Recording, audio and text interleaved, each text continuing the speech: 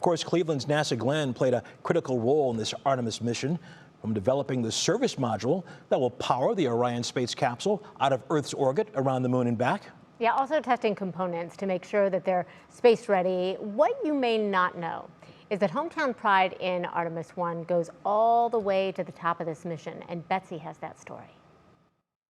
I'm Jim Free. I'm the Exploration Systems Development Mission Directorate Associate Administrator, which is a long title. Long but fitting, considering Jim Free oversees systems development for every facet of the Artemis program. It's a big job and one he has worked toward for a very long time. We lived on the flight path to Cleveland Hopkins, and I could watch planes land every day and read about the shuttle. Born and raised in Kamm's Corners on Cleveland's west side, Free's passion for space and flight stayed with him through 4 years at Saint Ignatius High School and on to Ohio's Miami University.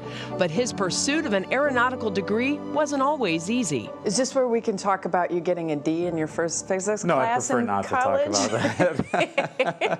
Yeah, it's Is there a little bit of a perseverance message to go along with that? There's quite a bit of that. Yeah, there's quite a bit of, I've like called my mom, like, I got this D, and she's like, all right, just come home. And I'm like, I'm not coming home. I'm gonna work through this. That same tenacity propelled Free through 30+ years with NASA, eventually leading him back home to Cleveland's NASA Glenn Research Center, where by 2013, he'd risen to center director in just 7 years. Senator Glenn, like just being the center director here was so much pressure, representing him after having the chance to meet him and Mrs. Glenn. Free took retirement in 2017, but it didn't last long. When I was asked to take the job, you know, I was thinking, should I take this job? Should I go back? Is this the right job for me? And then I saw somebody's post somewhere that said, I just got my dream internship with NASA for 2 months. And I said, how can I not take this job? It's the coolest job in the world.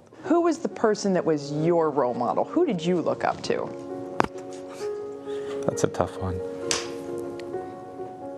There's probably a few. Certainly my mom. She put me in a position to do the stuff I'm doing today. You know, my family today is just a huge support to come back and take this job. We would have these discussions as a family. I told them this one, and they're like, you know, you got to go back. What's been the most frustrating thing? I don't think I'm allowed to say that on camera. I think the frustrating thing sometimes for us that work in a bureaucracy is the bureaucracy. But you go through that to get to the end. There's that tenacity again. So the end goal for Free? Seeing Artemis do what he knows it can. What are you most excited about? Like, what's the moment that you are Splashdown. looking forward to?